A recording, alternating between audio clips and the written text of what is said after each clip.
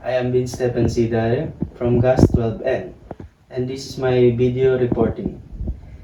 Our topic today is the judiciary. The legislature makes the law, while the executive branch enforces it.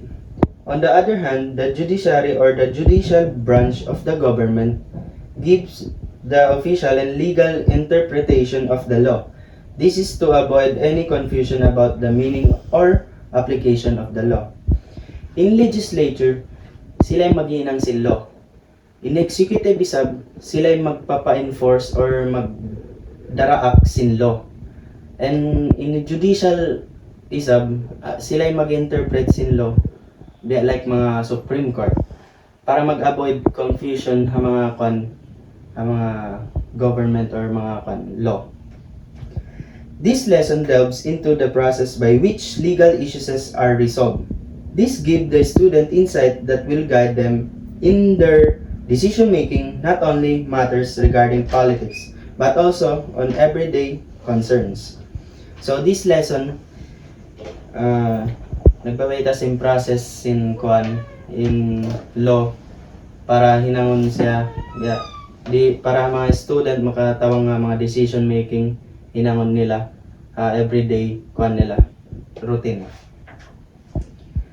As this lesson completes the series on the different branches of the government, the student can then evaluate the function of each branch of government in democratic setting. The judicial branch of the government is the primary agency that handles matters concerning the settlements of issues regarding the rights and interpretation of law.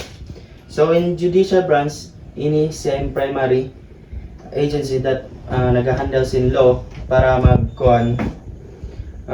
mag-settle sin regarding sin issues even sin rights even interpretation of law.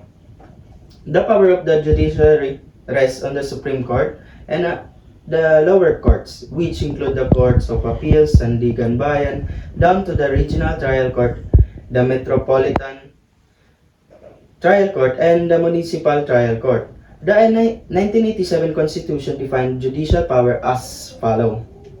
Judicial power include the duty of courts of justice to settle actual controversies, including rights which are legally demandable and enforceable, and to determine whether or not there has been a grave abuse of discretion amounting to lack or excess of jurisdiction on the part of any branch or instrumentality of the government. So, in judicial power, nag-include siya mga duties in court, justice to settle actual. Siya hindi mag-diril ka to mag-involve in right, even mga legal demandable, si mga enforceable. Siya hindi mag-own mga grave abuse, discretion amounting to lack, and mga jurisdiction. Sila in judicial, own sila judicial power in mga Supreme Court. So this means that the judicial branch of the government not only rules on legal issues but also on the other two branches. Defensor Santiago 2002. Whenever the courts find that the order department has committed grave abuse of discretion. This also means that the justices of the Supreme Court have the power to declare laws, international or executive agreements, treaties, presidential decrees, proclamations, ordinance, or any regulation as constitutional. So, in Supreme Court, own siya power para mag-declare si mga law. Mga yato ng piyawita ko na, mga declare law, international, executive agreement, and etc. Mga order, mga law. Then diha, government, like governments in Philippines. And that's all.